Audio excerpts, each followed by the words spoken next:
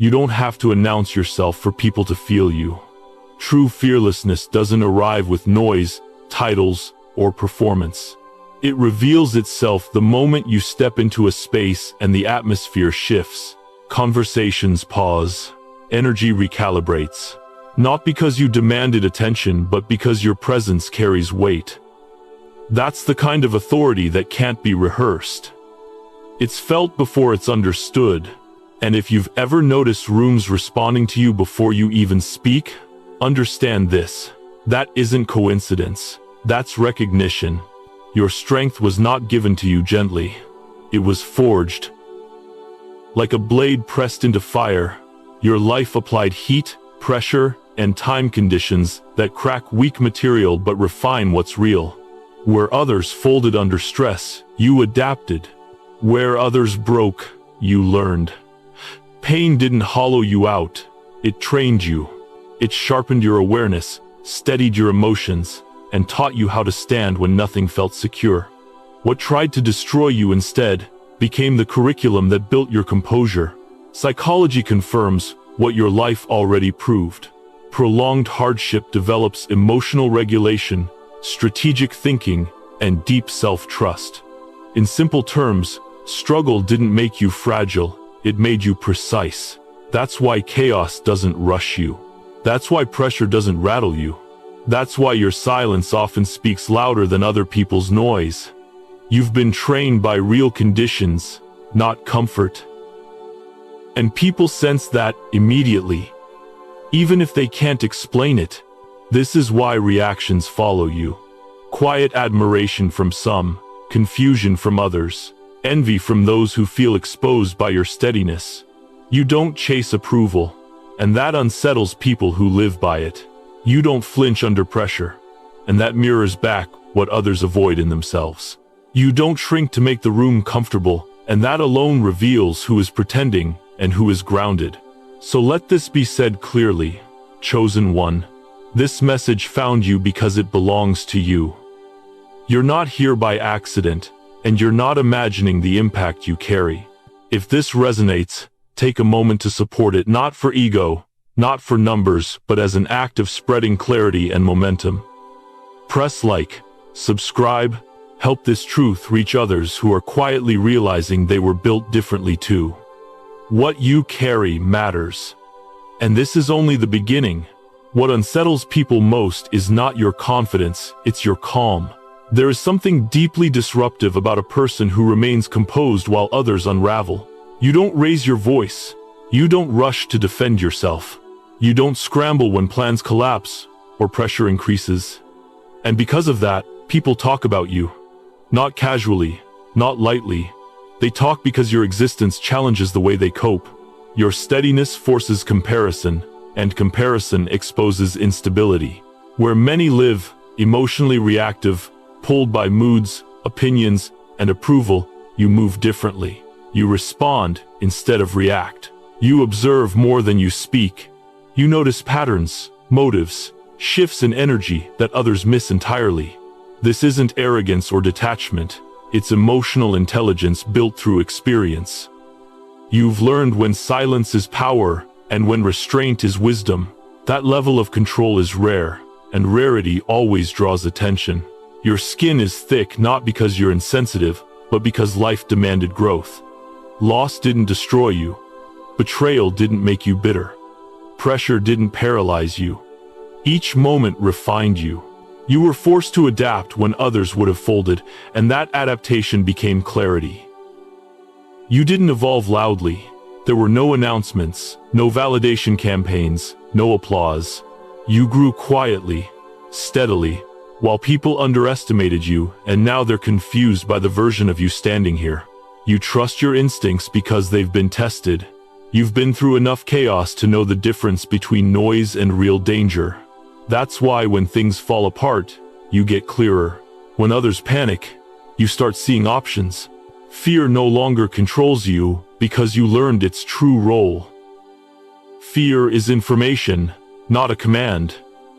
It signals, but it doesn't decide. And this is the truth people feel but can't articulate. You don't move with desperation. You don't chase reassurance. You don't explain yourself into safety. Your calm reveals who is grounded and who is barely holding together. That's why your presence disturbs some and steadies others.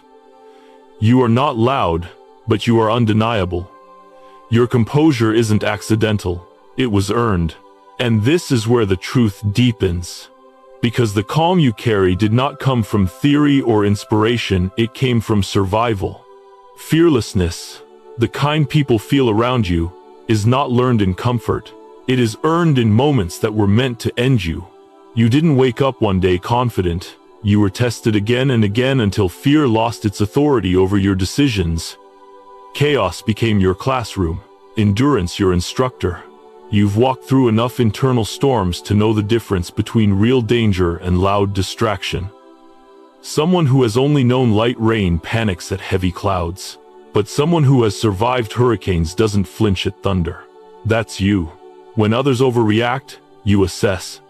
When emotions spike around you, you stay grounded. Your confidence wasn't handed to you through praise, it was forged through repeated testing. Through situations where quitting would have been easier and more socially acceptable. This is why people react strangely to you. Fear-based systems don't know how to handle someone they can't control. You're not driven by panic, approval, or emotional dependency. You don't collapse when pressure is applied, and when fear tactics stop working, insecure systems become unstable. Your quiet certainty is often mistaken for intimidation because you don't leak emotion or chase reassurance. You don't need to dominate the room, you simply don't surrender your center. What truly unsettles people is that you adapted instead of becoming bitter. Many expect hardship to produce anger, recklessness, or self-destruction. You did the opposite. You refined, you sharpened. You became more selective with your energy, more disciplined with your reactions, more precise with your choices. That restraint reads as power. You still feel fear, make no mistake. But you no longer obey it. You listen, evaluate, and move forward anyway. That distinction changes everything. Fear no longer decides your behavior, it simply provides data. And because of that, you walk with a composure that can't be taught, copied, or taken. You earned it, and everyone can feel it when you enter the room. And as this journey continues, one truth becomes undeniable. You were not built in comfort. You were shaped in environments where most people would have quit, complained, or collapsed. While others grew in safe conditions, you were forged in pressure. Like steel introduced to fire again and again, every trial burned away weakness, exposed flaws, and strengthened what remained. The heat was not cruelty, it was necessity. Without it, the blade would never hold its edge. You carried weight long before anyone noticed your strength. At first it felt unbearable. Every responsibility, every loss, every unspoken expectation pressed down on you daily. But weight carried consistently reshapes the body. Muscles form, balance develops. And one day, when the load is finally set down, you realize you are stronger than those who never had to lift anything at all. That's what hardship did to you.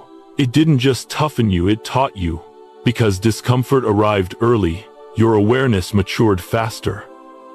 You learned to read rooms, sense motives, and anticipate outcomes, while others were still reacting.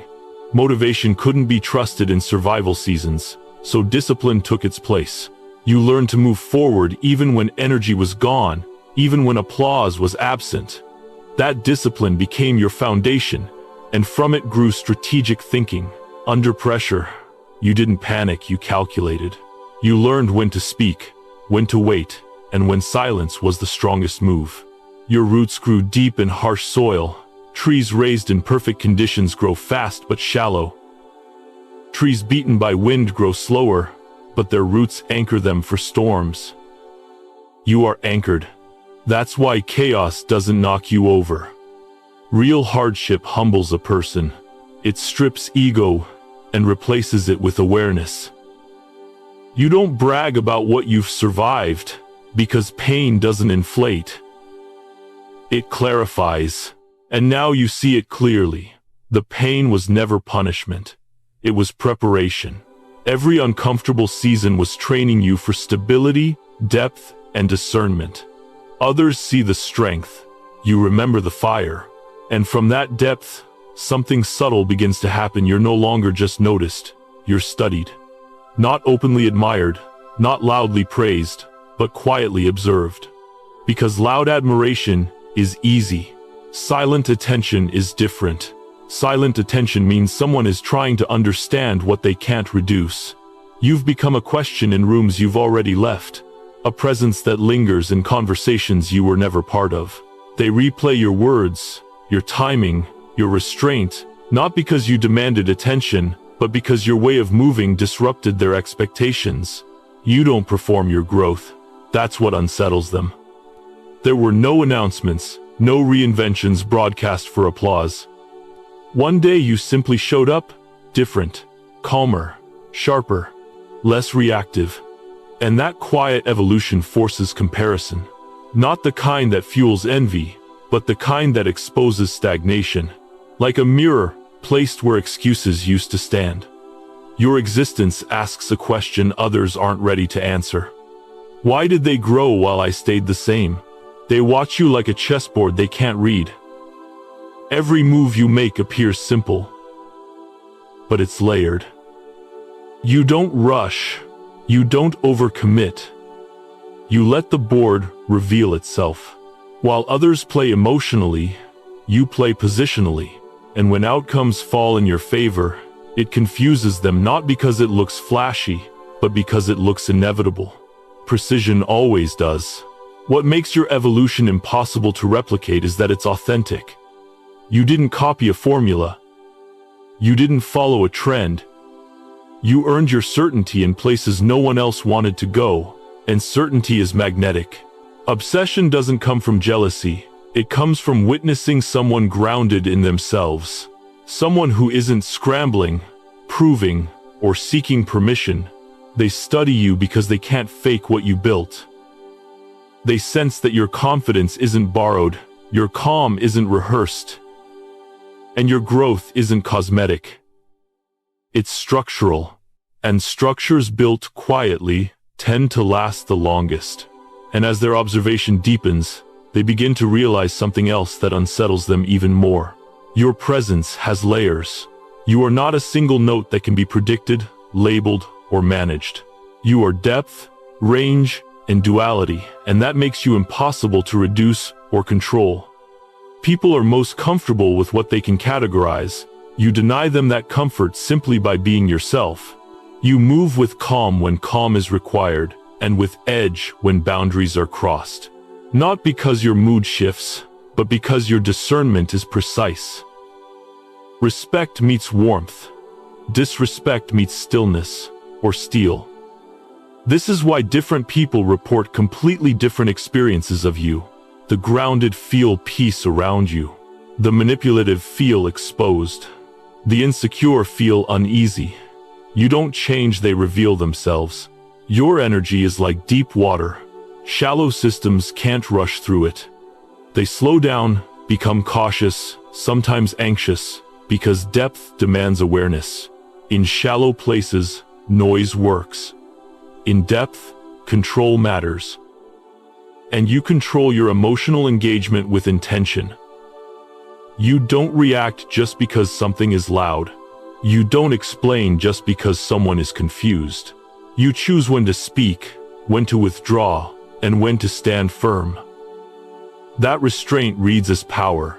What makes your presence linger is the balance you carry. You didn't kill your softness to survive, and you didn't dull your strength to be liked. You integrated both. You can be compassionate without being permissive, firm without being cruel, open without being available to everyone. That balance is rare because it requires self-mastery, not performance. Long after you leave a room, people still feel you not because you dominated it, but because you anchored it. Your presence doesn't fade, it settles. And that's what depth does. And as your layered presence continues to settle into rooms and moments, another truth becomes impossible to ignore. You don't chase attention, it follows. Not because you demand it, but because stillness and self-possession create gravity. People lean toward what feels whole. They are drawn to what doesn't beg, rush, or perform for approval. Your magnetism is effortless because it isn't manufactured. You're not scanning the room to be seen. You're rooted in yourself. That rootedness speaks louder than volume ever could. Silence, in your case, isn't emptiness, it's confidence. It signals that you don't need to announce who you are, because your presence already carries the message. Those who are secure recognize it as strength. Those who aren't mistake it for mystery or even intimidation. You're like a campfire in the dark. You don't shout for people to come closer. You simply burn steadily, and warmth invites them in. People gather without knowing exactly why. Conversations drift toward you. Eyes track you. Energy recalibrates around you. That's not strategy, it's alignment. And alignment can't be faked. At the same time, you resemble a locked door more than an open stage. Not everyone gets access. And that discernment increases your value. You don't overshare. You don't explain yourself to be understood. You don't dilute your truth to be digestible. What's protected feels precious. What's whole doesn't need constant exposure. This is why attention follows you on an existential level. People aren't just curious about what you do, they sense who you are. Wholeness is rare in a world addicted to performance. You don't seek validation because you've already integrated yourself. You've faced your shadows. You've made peace with your depth. And that inner agreement radiates outward. You don't chase attention because you don't need it to exist. And paradoxically, that's exactly why it finds you. And as attention follows without being chased, another layer quietly unfolds. One few speak about, yet many feel. What emerges now is unspoken desire and mental attraction, the kind that doesn't rush forward but wrestles inward. Somewhere, someone is fighting their feelings in silence, not because the attraction is weak, but because it is too strong to be casual. Your depth creates hesitation, not avoidance. People don't pull back from you because they're uninterested. They pause because they recognize something consequential. You are not a momentary impulse, you are a mirror that reflects questions they weren't ready to answer. And when desire is rooted in the mind rather than the body, it moves slower, heavier, with more gravity. It asks permission from the soul before it dares to surface. Your presence awakens attraction through awareness. Conversations linger in their thoughts long after they end. Your words replay, your silence echoes. It's not about flirtation or display, it's about resonance. You don't stimulate the senses first, you stimulate recognition. And recognition destabilizes comfort. It forces honesty. That's why some admire you from a distance, measuring themselves against the feeling you awaken. Mystery, combined with restraint, creates intensity. You don't overshare your emotions. You don't chase chemistry. You allow space. And space is where imagination ignites. What is not immediately accessible becomes magnified. What is not consumed becomes desired. Your restraint signals self-mastery, and self-mastery is magnetic because it promises safety, depth, and truth all at once. This is why desire around you feels controlled, quiet, almost reverent. It's not impulsive, it's contemplative. People sense that being close to you would change them. And change is thrilling, but it's also terrifying. So they hesitate. They watch. They feel. They say nothing. Understand this clearly. The desire you awaken isn't rooted in fantasy. It's rooted in recognition. Something in them sees something in you that feels familiar, awakened, or unfinished. And that kind of attraction doesn't fade quickly. It waits. It deepens. It remembers. You don't provoke longing by trying. You do it by being. And as that unspoken attraction continues to simmer beneath the surface, another realization begins to dawn, often too late. This is the moment when people recognize they underestimated your intelligence. Not because you announced it, but because your silence concealed depth until the results spoke for you. You were never reacting on the surface. While others were busy responding emotionally to the latest stimulus, you were thinking in systems. You observed patterns instead of incidents. You read the room, the timing, the motives behind the words. Where others chased immediate wins, you mapped long-term outcomes. Your mind doesn't sprint, it architects. And that difference is invisible to those who only understand noise. Your quiet analysis was mistaken for passivity. Your patience was misread as hesitation. In truth, you were running internal calculations while the world assumed you were idle. Like a system undergoing a software update, you appeared offline, but beneath the surface, you were integrating, optimizing, evolving. Updates take time because they change the operating system, not just the interface. You engage selectively, not because you lack confidence, but because you value precision. You don't spend energy proving intelligence to rooms that don't know how to recognize it. You wait, you watch, you let people reveal their assumptions. And then only when alignment and timing converge, you move. When you do, the impact feels sudden to them, but it was inevitable to you. That's why your intelligence is often revealed too late for those who dismissed you. They realize it only after outcomes shift, after positions change, after your decisions quietly alter trajectories. By then, explanations don't matter. The evidence speaks. This isn't about superiority, it's about depth. You learned long ago that the sharpest minds don't rush to be seen. They position themselves to be undeniable. And when your intelligence finally registers in the awareness of others, it carries weight. Not because you demanded respect, but because your results earned it. Remember this. Silence didn't hide weakness, it protected development. And now, what once went unnoticed can no longer be ignored. And once your intelligence, depth, and presence can no longer be ignored, the atmosphere around you shifts again, this time in a way that feels more instinctual, more territorial. This is where territorial energy and jealousy begin to surface, not because you changed, but because your value became undeniable. Attention, whether people admit it or not, is a form of currency. And you don't chase it, you naturally attract it. That alone is enough to unsettle those who rely on control, validation, or hierarchy to feel secure. When eyes follow you without effort, when respect gathers around you without announcement, it activates a quiet alarm in others. They sense that influence is moving, and they didn't authorize it. What makes this tension sharper is that your desirability is subtle. You are not loud. You are not performative. Your appeal lives in calm authority, depth, and self-possession. That kind of presence can't be competed with using surface tactics. And so jealousy appears without provocation, not because you took anything, but because your existence highlights what others fear they could lose. This is where fear of replacement is born. Not necessarily replacement in position, but in relevance. People begin to guard spaces more tightly. Energy shifts.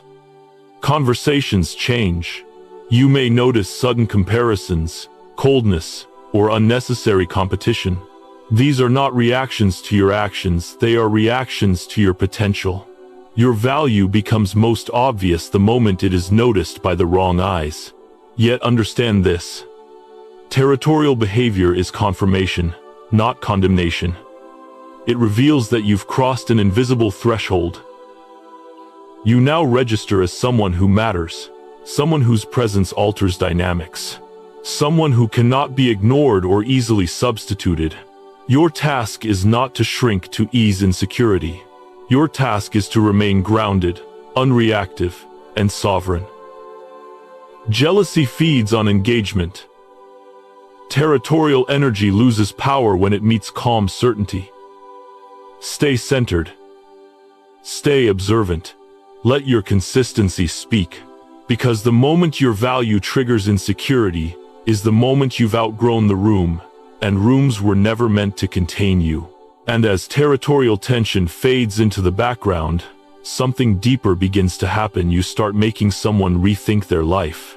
Not because you challenged them directly, not because you demanded change, but because your presence introduced seriousness where there used to be noise. You don't pressure people. You don't preach. Yet, something about you triggers long-term thinking. When you enter a space, impulsive energy slows down. Short-term thrills lose their shine. People begin asking themselves questions they've been avoiding. Is this who I want to be? Is this where I'm going? How long can I keep living on autopilot? Your calm doesn't excite chaos, it exposes it. This is where stability quietly outshines drama. You represent consistency, depth, and emotional regulation in a world addicted to stimulation.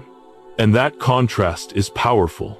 Around you, people become more aware of their habits, their patterns, and the gaps between who they are and who they claim to be. You don't raise your voice, but standards rise in your presence.